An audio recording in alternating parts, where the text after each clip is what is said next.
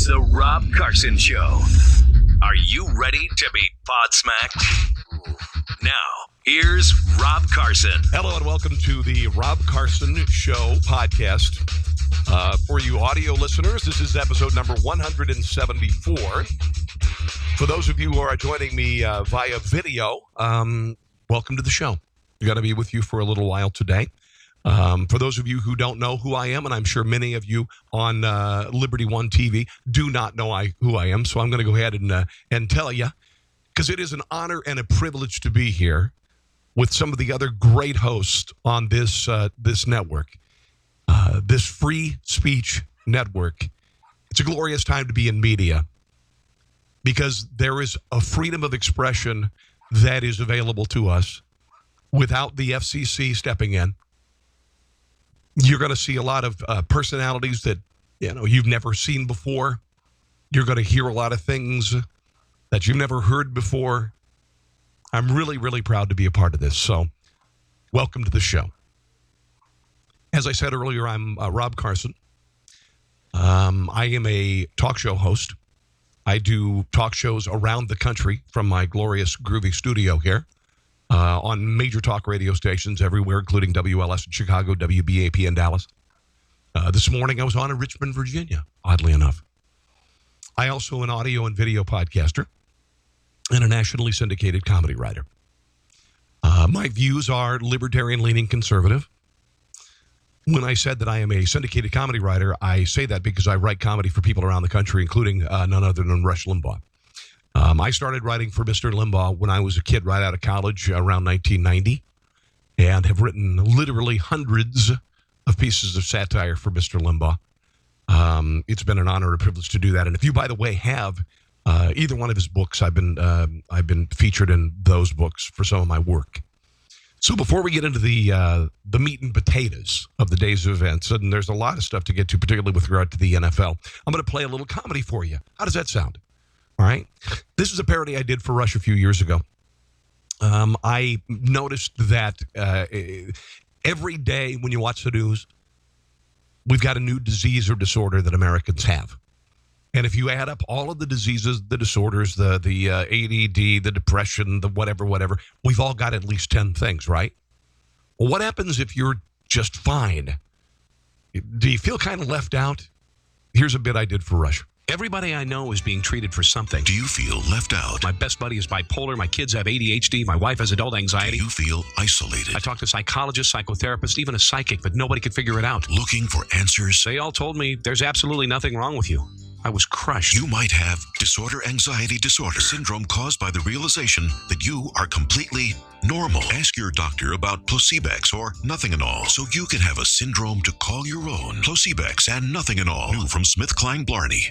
Now, I like to say that if you want to make a point, one of the best ways to do it is with humor, and that's what I try to do. And so I think during the show today, you're gonna notice that. I won't play you any more Rush stuff, but I will tell you can check out my podcast. I'm on iHeartRadio, iTunes, among other things as well. Just look up Rob Carson Show. Also available on Facebook at Rob Carson Show and on Twitter at Rob Carson. Boy, there's a whole lot of Carsons there, right? Okay. Let's talk a little bit about the NFL. I'm done. I'm done with this debate about sitting or standing during the national anthem. This all started with Colin Kaepernick last year. He didn't even want to be noticed, and I'm not a fan of his. Don't get me wrong here. I am not a fan of Colin Kaepernick. But it all started then. Then the spoiled, entitled ranks of the NFL decided to get in on this as well. Right now, we are a country divided for a number of reasons.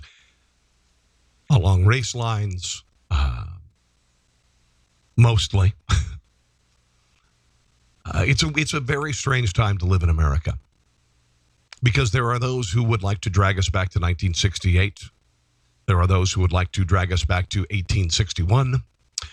And the country isn't upside down. Racism is not rampant in the country. There's always going to be racism. There's racism everywhere. There's racism in every country. Find a country that racism doesn't exist. You are looking for some sort of utopia that doesn't exist. It just doesn't exist. On college campuses, they are segregating students of color in the name of equality. It doesn't make any sense. There are schools that have safe spaces where white people are not allowed. They have dormitories where only students of color stay. That's segregation, folks. Segregation in the name of equality is just unbelievable. Unbelievable. We've got a generation of people who have never gone through anything. You can call them the snowflake generation. You can call them millennials, whatever you want to call them. But by and large, these kids right now, this includes NFL players, have never had a crisis. They never have had a war. There are those who went to Afghanistan or Iraq and volunteered, but by and large, this generation is the most coddled generation in the history of our country. Okay? They have used hand sanitizer. They have had bike helmets. They've never known what it's like to be without a smartphone.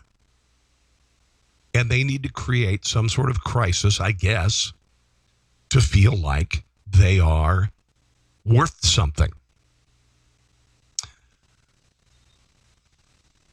They need to create some sort of something in their lives to make them feel like they're a victim to some degree. That's what's happening in the NFL. And it is a selfish movement, okay? With regard to Colin Kaepernick, with regard to whoever is sitting or kneeling or whatever during the national anthem, there's no finish line. There is no finish line. There will never be enough. I was on this morning in Richmond, Virginia. They have an avenue there called the Avenue of the Monuments, the Monument Avenue. And it's lined with Confederate memorials. They want to get rid of these memorials, and it's going to happen. There's nothing you can do about it. There's a snowball has been created. For decades, people have ridden by or walked by these monuments. It hasn't meant anything, but this is the latest cultural meme. They have to go. They have to go. With regard to our national anthem, you've got football players kneeling or sitting. They don't even know what the hell for. I wish they would ask. Originally, it was about, I guess, police violence against black men, shooting black people, all right? Based on a lie, of course, which started in Ferguson and has continued. And there are those who think they want to make the country out to be some sort of a monster, I guess. And so they take a knee or they kneel or they whatever. There's no finish line. There's never going to be a point where these people who are protesting, whether it be the national anthem or whether it be Confederate monuments, there's always going to be something there. There's always going to be something to bitch about. There's always going to be something that makes somebody unhappy. And I think it's a selfish movement. I really, really do. Martin Luther King, he was a noble man, and he suffered greatly. And his movement was real.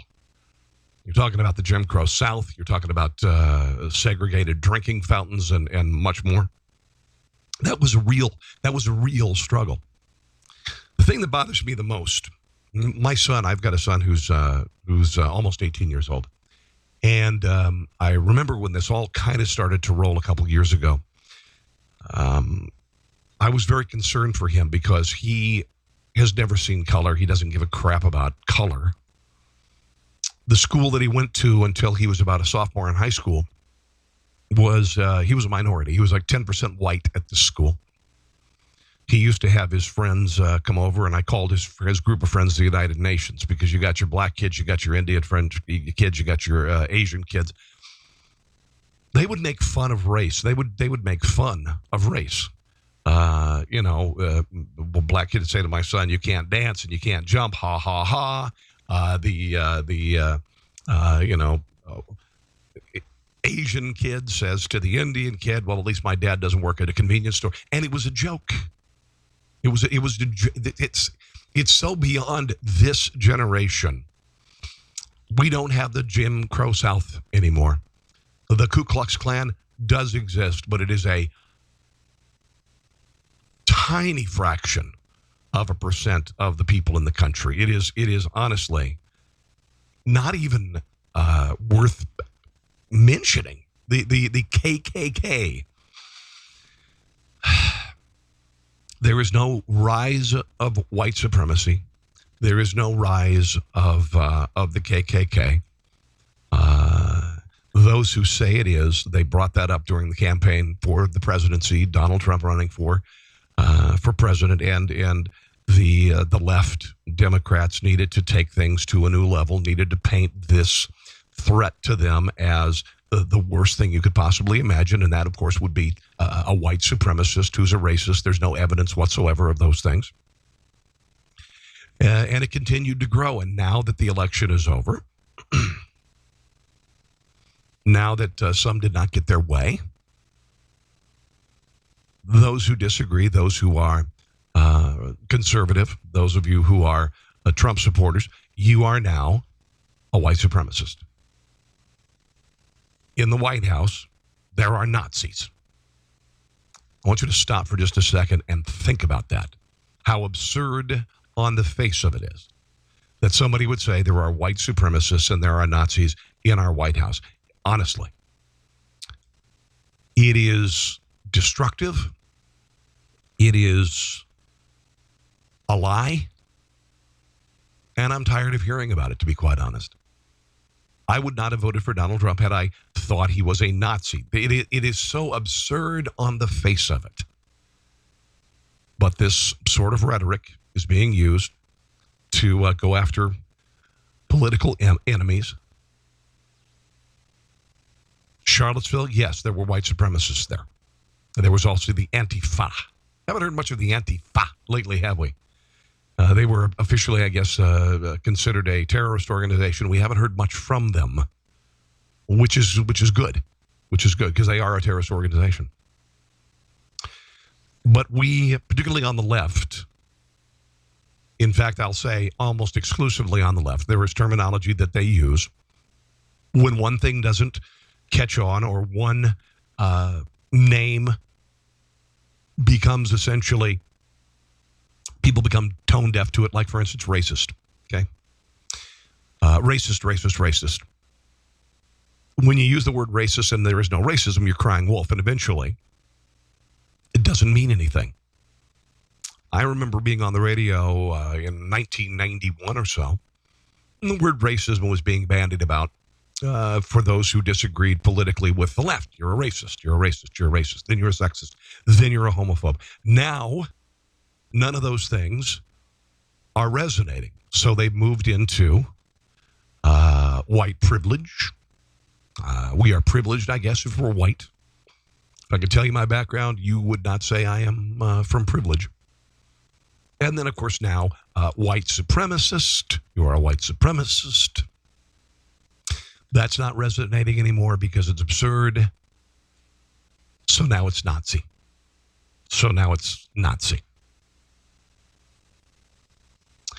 I'm not sure exactly where we go from here, because it doesn't get any worse than calling someone a Nazi, right? I don't think so. I don't make things up about people on the left. I don't say that you are a Stalinist. I don't. I don't understand how you could just pull the word Nazi out of the air and call someone a Nazi. I don't understand why that's necessary. But unfortunately, it does happen. Now let's get into what happened over the weekend and last night. Over the weekend, 150 NFL stars sat or kneeled during the national anthem. There was a game in Wembley Stadium And the Ravens of Jacksonville were there.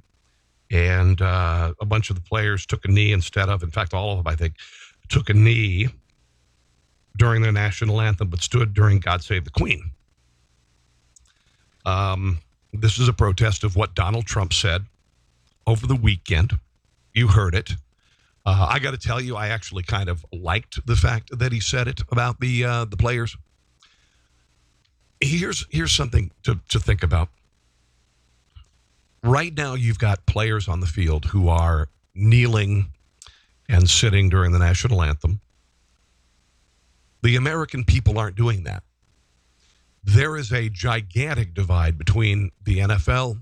By the way, there was a baseball player, a rookie baseball player, Bruce Maxwell. He's a catcher, and he took a knee during the national anthem over the weekend. He plays for the Oakland A's. He said, the point of my kneeling was not to disrespect our military or our constitution of our country. My hand was over my heart because I love the country, and I have family members, including my father, who bled for this country and who continue to serve. At the end of the day, this is the best country on the planet. I am and forever will be an American citizen and grateful to be here, but my kneeling is what's getting the attention, and I'm kneeling for the people who don't have a voice. What the hell does that mean? What the hell does that mean? He said this goes beyond the black and Hispanic communities because right now we have a racial divide that's being practiced from the highest power we have in the country, saying it's basically okay to treat people differently. This is stupid. This is nonsensical. It says, I'm kneeling for a cause, but I'm in no way disrespecting my country or my flag. Where's the finish line? I speak for those who don't have a voice. Who doesn't have a voice in the country? We have freedom of expression in our country. We have the First Amendment. I'm not sure who doesn't have a voice in the country, unless you just have laryngitis or something. This is just, to me, it's idiocy. It's a spoiled generation that needs to feel somehow victimized.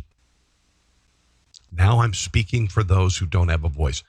Somebody tell me, please, who doesn't have a voice in the country? Who doesn't?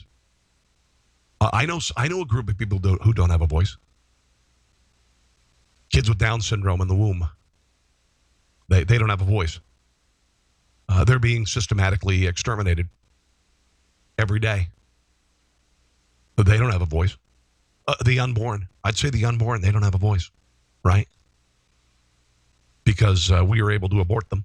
I'm not going to make this about abortion, but honestly, if we're going to talk about who doesn't have a voice, I can't think of anybody else who doesn't have a voice. We are a concerned culture. We help out those in need. We hold 5Ks and car washes every weekend for charity for those who can't help themselves. But I think most of us have a voice. So again, kind of stupid. All right, so last night in Arizona, Dallas Cowboys are there. And Jerry Jones and the Dallas Cowboys all decided to take a knee. Here is the audio from the crowd. All right, Lisa, and as they take a knee collectively, boos can be heard from this sellout crowd in Arizona. Now, there's the divide. You hear the boos from the crowd? You've got the players in solidarity taking a knee. This didn't happen during the anthem, by the way, and I give credit to Jerry Jones and the Dallas Cowboys for not kneeling during the national anthem. But the crowd overwhelmingly booed the move to take a knee. The American people are not behind the NFL with regard to this. They are not behind this. The American people, you and I, we want players to stand during the national anthem. There's nothing wrong with it. There never has been anything wrong with it. There's never been anything wrong with the national anthem playing and the feeling that you get. And every time I've been to a sporting event and the national anthem is played, I'll take my hat off and I get goosebumps.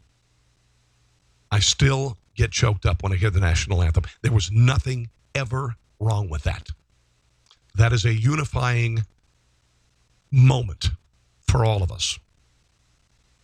Now, Jordan Sparks is an American Idol winner, and she sang the national anthem. I'll play a little bit of it, but I thought it was really neat that after Jerry Jones and the Cowboys took a knee, they stood up, arm in arm. That's fine. Show your solidarity, you millionaires. But here's the announcer and a little bit of Jordan Sparks. Fans, we honor our nation's flag and the men and women of our armed forces who have sacrificed so much to ensure our freedoms. We invite you to unite as well and do the same with your fellow fans, regardless of jersey color. Good. Please welcome singer and songwriter Jordan Sparks, who will now lead us in the singing of our national anthem. Listen to the crowd. Oh, say, can you see by the dawn's early light? Okay, I won't play the entire song here. I'll go to the very end of it here with Jordan Sparks. O'er the land of the free in the home of the brave. There you go. There you go. All right, so that was last night. I had heard some ignoramuses in the news media. One of them is Mr. Keith Olbermann, who can't find a job because he's such a bastard. He, over the weekend, wanted NFL fans to remain seated during the national anthem to protest the president. This guy is just a douche. I mean, a gigantic douche. Nobody's paying attention to the guy. I wouldn't bring it up, but I have to. Said this is simple. To defend our right to protest, we as fans, consumers also must not stand during the national anthem until Trump's threat ends.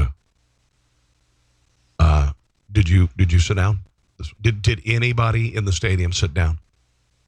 Did anybody sit down? No, because Olbermann's an idiot douche. Just honestly, wow, to think that he is asking people to do something like anybody would pay any attention whatsoever to Keith Olbermann. Here are some fans in Chicago being interviewed about the national anthem. Again, you've got this weekend. And hopefully this has jumped the shark. I think it has jumped the shark. But here are some fans outside of Soldier Field talking about the national anthem and sitting or standing. It's a show of disrespect, not only for those that have fought and died for our country, but those who are currently serving. And I disagree with it. I think that the message you're sending is, as a unit, you're a team. You are a team player that's very awesome, but at the same time, you're facing a nation. Like, it's nation versus team in that point. I think personally that, they should stand up for the national anthem. That's just my personal opinion. I do respect the players' rights to take the knee. However, Soldier Field has history, and when they didn't come... It is called Soldier Field, by the way, for a reason. I was surprised. I think it was just disrespectful, and now it's made into a bigger issue than it really was. It went from one person now to a whole team. And any type of funding or whatever that's happening with the government should be pulled away from the NFL. To me, had a brother, lost his life in the war. And to see somebody not be respectful to do that, I always have been a firm believer there's two sides to every story, but not to know their side of the story is killing me because of the fact it seemed disrespectful. So I'm going to have to get their side of the story to make my unbiased opinion. But I will say this.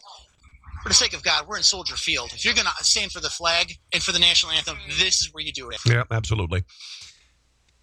When I think of the national anthem and I hear it at a sporting event, I think about those people who could not be there, those who died in battle on foreign soil, young people who gave up their lives. So to me, it's a privilege to be there. It's a privilege to be there with that song playing.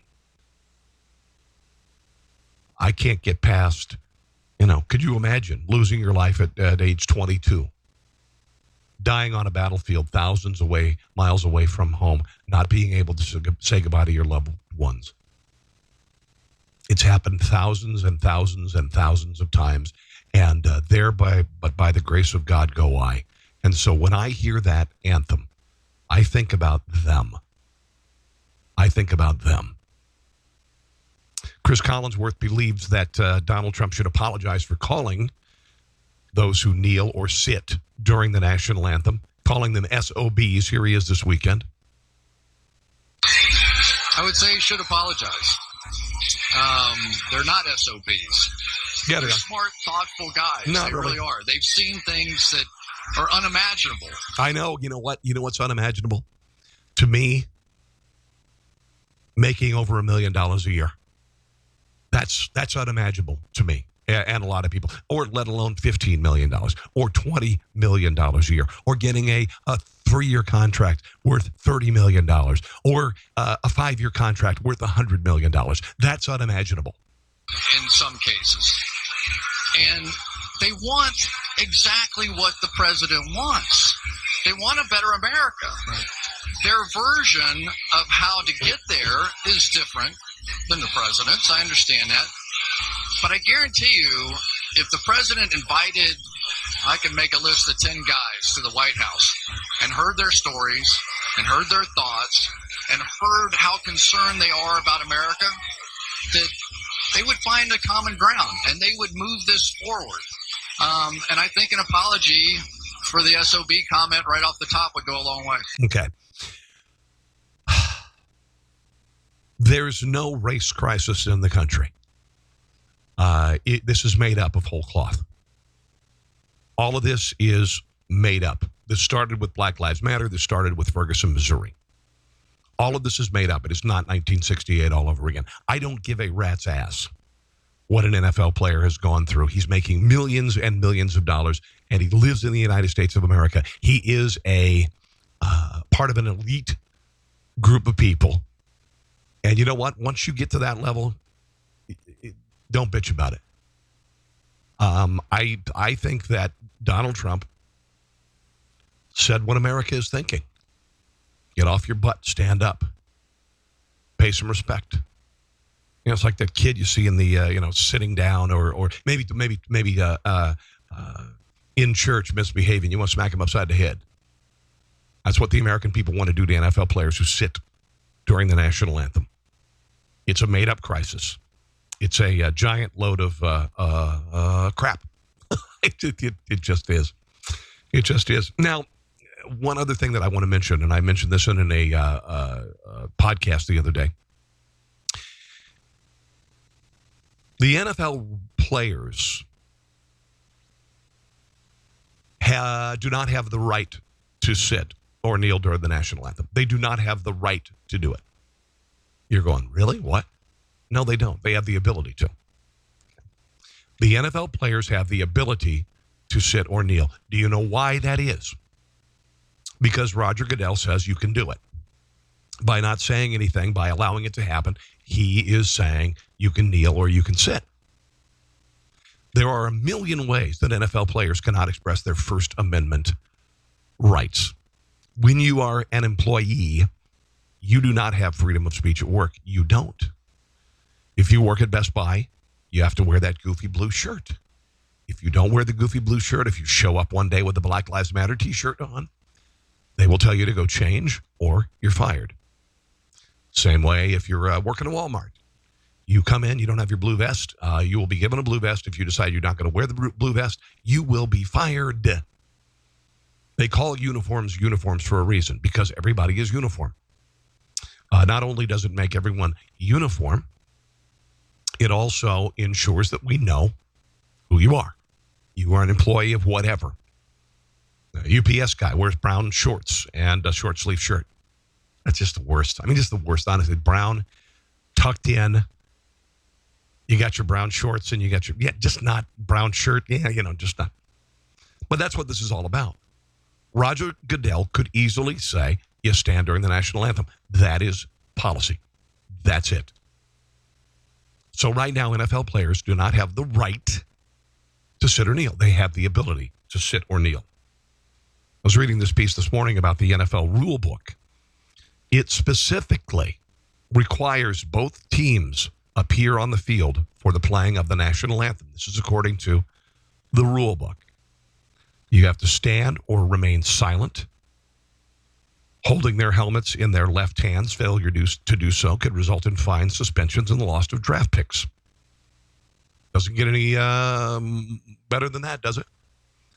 The rules are found on pages A62 and 63 of the league's game operations manual. It says the national anthem must be played prior to every NFL game, and all players must be on the sideline for the national anthem. During the national anthem, players on the field and bench area should stand at attention, face the flag, hold helmets in left hand, refrain from talking. The home team should ensure that the American flag is in good condition. It should be pointed out to players and coaches that we continue to be judged by the public in this area of respect for the flag in our country. Failure to be on the field at the start of the national anthem will result in discipline such as fines, suspensions, and or forfeiture of draft choices for violations of the above. That's it. Last year, the NFL barred the Dallas Cowboys from wearing a decal on their helmet, honoring the 5 police officers killed in a domestic terror attack. BLM, thank you. Also, the NFL banned the Tennessee Titans linebacker Avery Williamson from honoring 9/11 victims by wearing cleats that read 9/11/01 and never forget on the 15th anniversary of the attack. So there are a million ways that the National Football League and its players are not able to or not allowed to express their First Amendment rights. They have to do some things. This could all end by Roger Goodell just saying, you got to stand during the anthem. It's kind of like a parent who refuses to discipline their child. You know, it doesn't kind of remind you, it's like, if my son didn't stand during the national anthem, I'd smack him upside the head. And I'd say, you stand up, you take your hat off. That's what Roger Goodell needs to do with these spoiled children in the NFL. Democrat Representative Donna Edwards of Maryland tweeted that she hopes NFL players kneel during the national anthem. She says she calls Trump a white supremacist who squats in our White House. That's what she says. She asked everybody, all the players, to kneel during the national anthem. And you ever notice this? You ever notice that the people who want people to sit or kneel during the national anthem, they all have a D in front of their name? They do. Alejandro Villanueva. You know who that is? This guy who's a Pittsburgh Steeler over the weekend. He walked out of the tunnel, kind of like Mean Joe Green in the Coke commercial. During the national anthem, he walked out and he stood there and he put his hand on his heart while the Pittsburgh Steelers stayed in the locker room, which, by the way, again, not allowed by the NFL, but they're able to get away with it, I guess.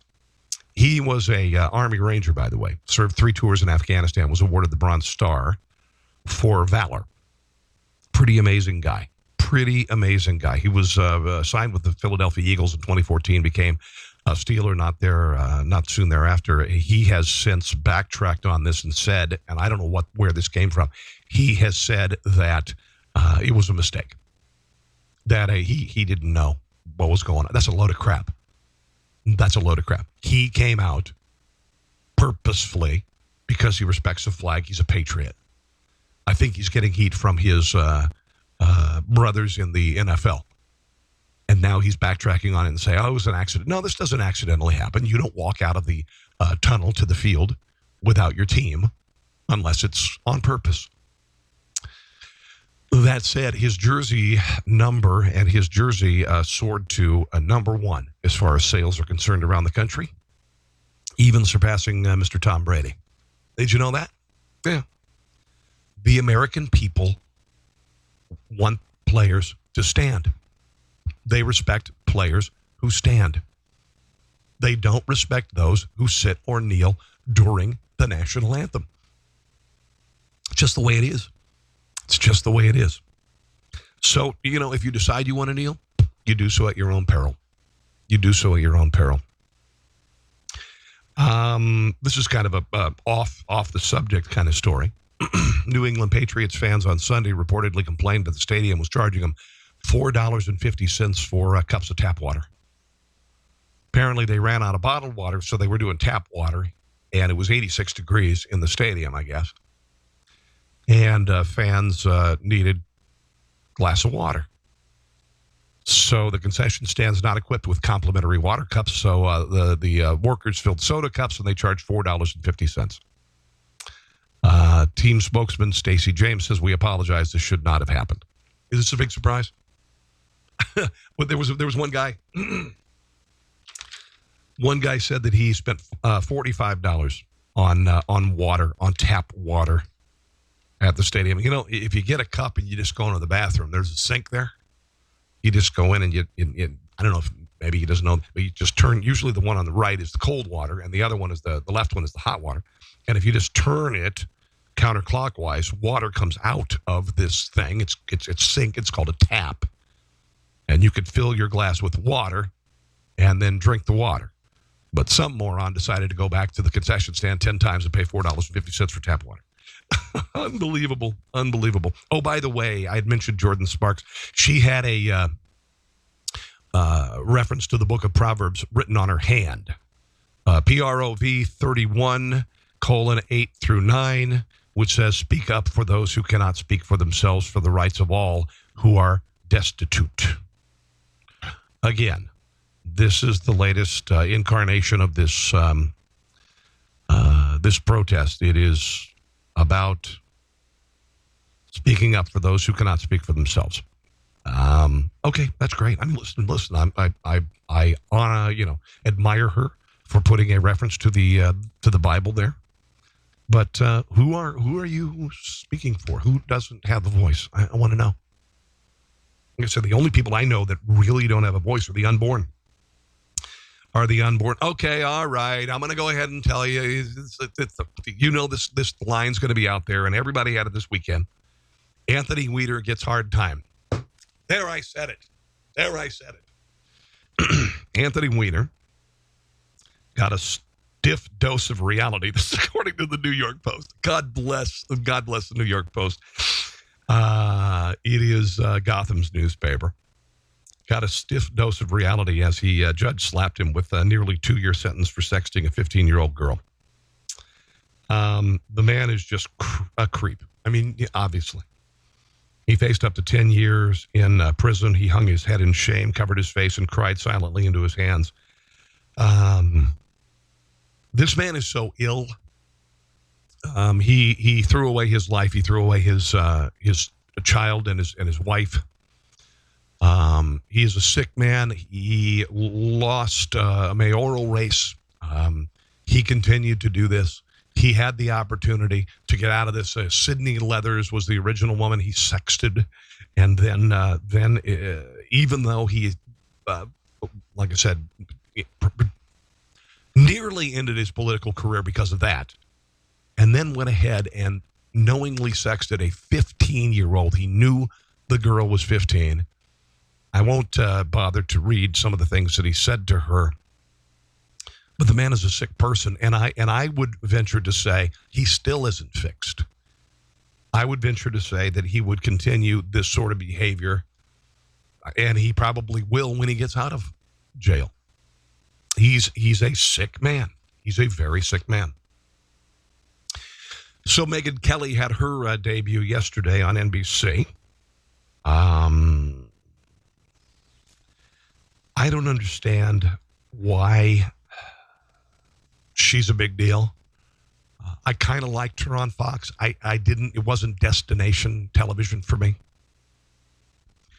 I'm not sure why they decided that she should have her own personality show when she doesn't have a lot of personality. I mean, doesn't particularly have a sense of humor that I know of. I could be wrong.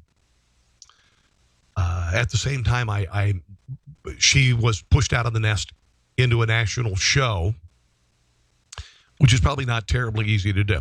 Oprah Winfrey was able to do it. She had a very watchable show. She did it for a number of years. This woman is no Oprah Winfrey. She is no Oprah Winfrey. Critics of the show said that she's the bride of Frankenstein. The show was panned by critics. She's accused of totally failing to connect with her audience. Now, this is one of the things that I say about being an entertainer. I like to say content or connection is as important as content. Megyn Kelly doesn't connect. She is, I think, a prima donna. Most people would consider her a prima donna. And Oprah Winfrey connected with people. She did. Ellen DeGeneres connects with people. Jay Leno connects with people. Megyn Kelly reads a teleprompter. She's a lawyer. She's smart. She wears very tight clothing. She's blonde. Fox News loves that. And listen, I love Fox News, don't get me wrong. But if you are a woman on Fox News and you're not absolutely drop-dead, centerfold gorgeous, you will never go anywhere there. I think the only person I've ever seen on there who's not nothing against Leslie Marshall, but she's not the standard bearer. It seems that, and this to me, by the way, just off subject here, back, and we'll play a little audio from her. It is very, very hard right now for someone to break into conservative punditry if they're a woman, unless they're not ungodly hot. That's just it. The left is populated by, we'll say maybe Trumpier looking, I'm thinking of Rachel Maddow. She's not an ugly person, but she's not, Megyn Kelly. For a variety of reasons, by the way. But it seems that those who are very attractive, particularly blonde, tight skirts, showing lots of leg, they can move up very quickly in Fox News or in conservative punditry. I use Kat Timpf. Kat Timpf is a smart person. I get it. She's fine. She's a star because she's really hot and she's a conservative. That's it. And you've got people in their 20s getting major contracts. I like to consider myself to be some degree a pundit. But I'm not 20-something anymore. And so it's kind of, kind of a tough road to hoe when you're a white guy, particularly. That said, Megyn Kelly. Megyn Kelly did her broadcast premiere. Here she is yesterday, introducing herself. I am Megyn Kelly. Thank you all so much for being here. I'm so excited. So excited. I'm also a little nervous. Bear with me, please. I am so grateful to all of you that you're here as part of our first audience, you in the studio and you at home as well. As you've heard, we have the entire cast of Will and Grace here live, along with the show creators. Yeah. That's how I feel. And then we will be dissecting the latest tweet from President Trump. Oh, no, we would not do no, we will not be doing that. The truth is, I am kind of done with politics for now. Okay, all right. There you go. Now you can tell the audience has been fluffed pretty majorly there, because nothing she said there was that extraordinary, that funny, or otherwise. But clearly they are fluffing the audience. And if you ever been to one of those talk shows, they get somebody there and they fire people up and they tell you when to laugh and they tell you when to applaud and they tell you when to make some noise and they get people worked into a lather, and then out comes Megyn Kelly, who's not particularly compelling or connective in any way, and then the show happens. But anyway, like I said, a lot of critics are saying it was bad. I didn't get a chance to see the entire thing. What I did see felt fairly stilted and uncomfortable to some degree. Listen, I know it's her first time, okay? This is my first time doing this for you. I hope that I haven't appeared stilted or not funny. Okay.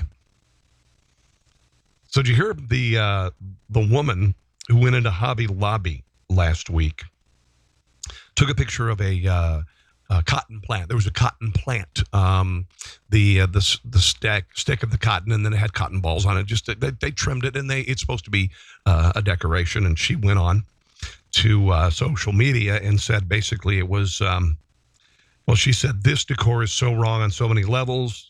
There was nothing decorative about raw cotton, a commodity which was gained at the expense of African-American slaves. I'm assuming she was wearing some sort of cotton item unless she wears polyester. Also, did you know that money is made out of cotton? Yeah, American currency is made out of cotton. She said, a little sensitivity goes a long way.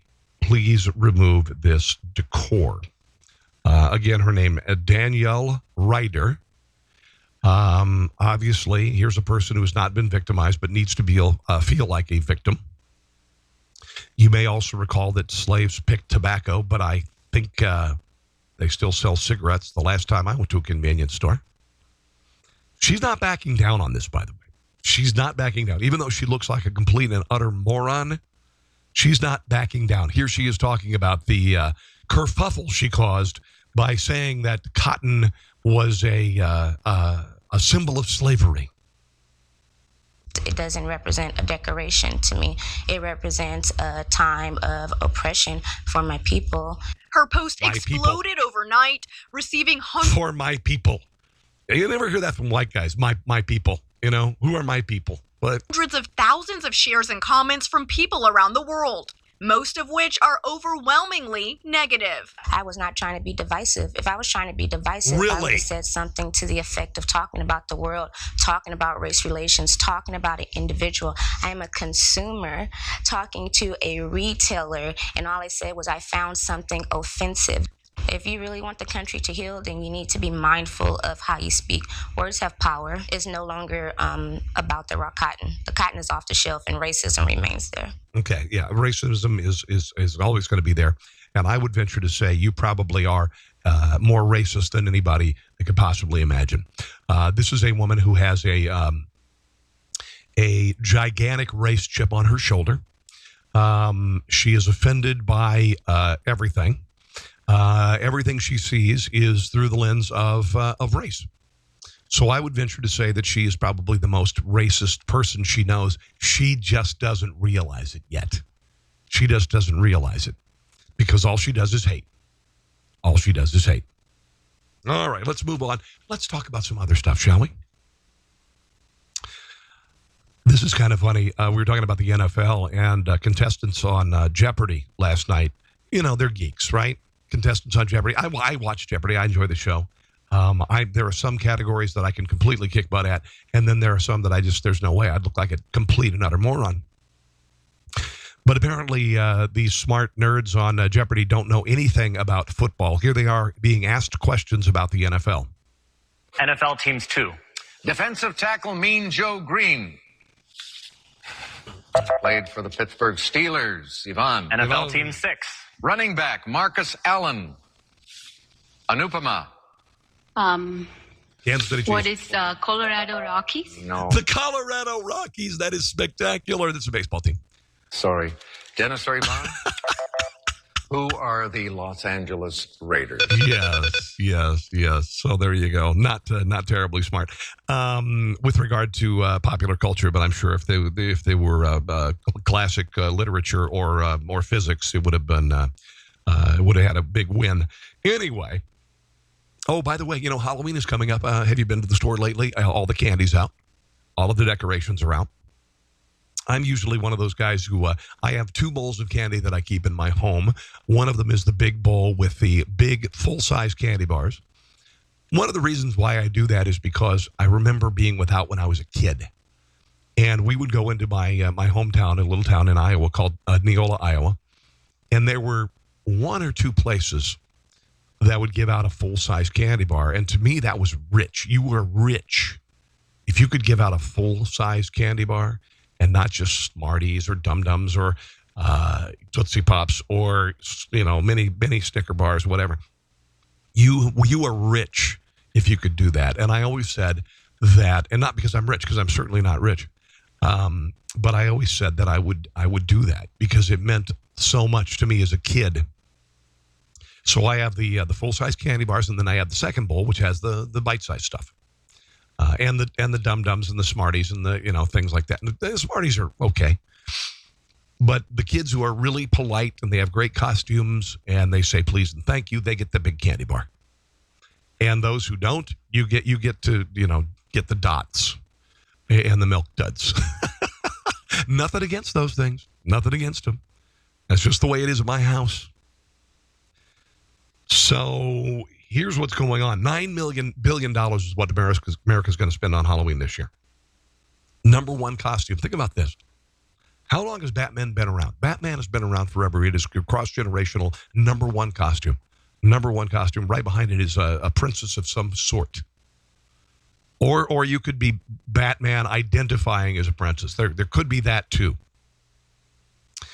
Some sort of an animal costume would be the third. Spider-Man would be the fourth most popular. Star Wars characters after that, and then other action hero characters are on the list. This according to the National Retail Federation. Bloomberg Business Week. That's what they're saying. $9 billion. Pet costumes. 16% of people are planning on putting their pets in costumes.